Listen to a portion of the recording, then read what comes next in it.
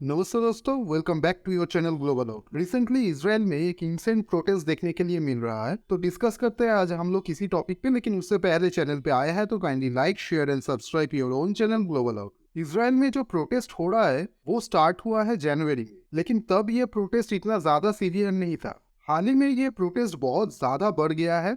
ये प्रोटेस्ट इतना बढ़ गया है कि एक बार को इसराइल के आर्मी चीफ ने भी कहा है कि a storm is brewing at our home. इस वीडियो में आप ये देख सकते हो कि प्रोटेस्टर कैसे वायलेंट हो रहे हैं।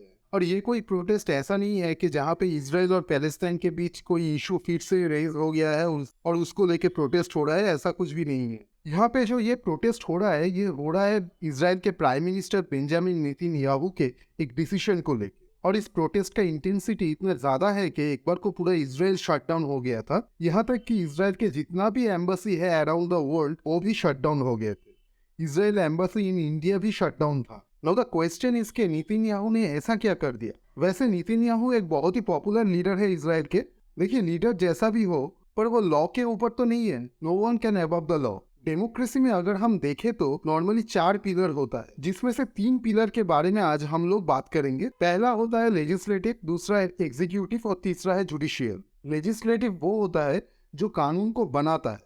कानून बनाने की जिम्मेदारी लेजिस्लेटिव के ऊपर ही होता है। और जो कानून बन रहा है लेजिस्लेटिव के द्वारा वो ठीक से बना है कि नहीं, और अगर उसमें कोई चेंजेस का जरूरत है वो देखने का रिस्पॉन्सिबिलिटी होता है जुडिशियल के ऊपर। और एग्जीक्यूटिव के अंदर हमारे सारे मिनिस्टर आते हैं, जैसे कि प्राइम मिनिस्टर हो गया, home minister, finance minister, defence minister. ये सारे एग्जीक्यूटिव के अंदर आते हैं। एक तरह से गवर्नमेंट आता है एग्जीक्यूटिव के अंदर। और इनका रिस्पॉन्सिबिलिटी होता है कि जो भी कानून लेजिस्लेटिव या फिर जुडिशियल के द्वारा पास हुआ है उसे सही तरीके से एग्जीक्यूट करना। और प्रॉब्लम यहीं पे आता है, मान लीजिए कोई लीडर करप्ट या फिर तानाशाह आ गया तो वो अपने हिसाब से कानून को ट्विस्ट करने की कोशिश कर सकता है। बेंजामिन नेतन्याहू एक बहुत ही फेमस लीडर है इसराइल के, लेकिन ये भी सच है कि उनके ऊपर बहुत सारे करप्शन के आरोप भी है। रिसेंटली पानामा पेपर में भी उनका नाम आया था, हालांकि ग्राउंड लेवल पे कुछ प्रूफ नहीं हो पाया। वैसे ही इसराइल का पॉलिटिकल सिस्टम एक टारवन से गुजर रहा है। कुछ ही दिनों के अंदर, मतलब 3-4 साल के अंदर 4 बार प्राइम मिनिस्टर चेंज हो चुके हैं इसराइल।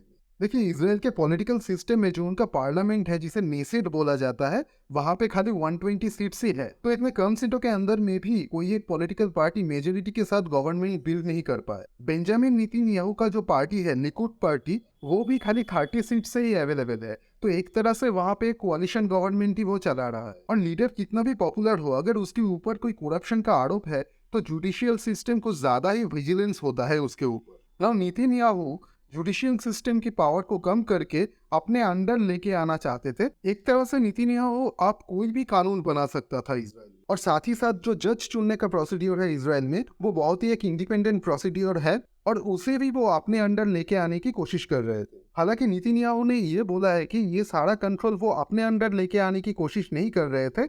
वो चाहते थे कि ये कंट्रोल मिले नेसेट को, यानी कि उनके पार्लियामेंट को। लेकिन प्रोटेस्टर की अगर माने तो उनका कहना है कि नेतन्याहू के पार्टी की मेजोरिटी है पार्लियामेंट में, तो वो कोई भी कानून बना सकता है। तो एक तरह से ये पावर नेतन्याहू के अंडर ही चला जाता है। यहाँ पे आप लोगों को एक चीज जान के थोड़ा अजीब लगेगा कि इसराइल में कोई कॉन्स्टिट्यूशन नहीं है। देखिए, अगर कोई कॉन्स्टिट्यूशन होता है, देखिए अगर एक कॉन्स्टिट्यूशन होता है तो कोई भी डिसएग्रीमेंट अगर बनता है तो तुरंत आप कॉन्स्टिट्यूशन को रेफर कर सकते हैं और उसी के अकॉर्डिंग नेक्स्ट स्टेप ले सकते हैं। सी, एक इंडिविजुअल आदमी, एक individual person can be wrong at times, वो चाहे इंटेंशनली हो या फिर अनइंटेंशनली, बट उसे गाइड करने के लिए एक रिटन कॉन्स्टिट्यूशन की बहुत ही ज्यादा इंपॉर्टेंस होता है। और being an Indian, I must say we have a very rich and powerful constitution. India के कोई भी लीडर हो, 1947 से लेके आज तक सभी ने इस कॉन्स्टिट्यूशन के ऊपर अपना फेथ शो किया है। सिंस इसराइल में कोई कॉन्स्टिट्यूशन है नहीं तो नेतन्याहू को रोकने वाला कोई था नहीं वहां पे। ये जो प्रोटेस्ट हो रहा था वहां पे, ये प्रोटेस्ट स्टार्ट हो गया था बहुत पहले से ही, जनवरी से ही ये प्रोटेस्ट चल रहा था। लेकिन रिसेंटली ये प्रोटेस्ट बहुत ज्यादा बढ़ गया जब नेतन्याहू ने अपने डिफेंस मिनिस्टर को उनके पोस्ट से हटा दिया। नेतन्याहू के डिफेंस मिनिस्टर भी उन्हें ये चेंजेस ना करने के लिए बोल रहे थे, तो नेतन्याहू ने अपने डिफेंस मिनिस्टर को ही पोस्ट से हटा दिया। जैसे ही उन्होंने डिफेंस मिनिस्टर को उनके पोस्ट से हटा दिया तो पूरी कंट्री ही इस प्रोटेस्ट का हिस्सा बन गया।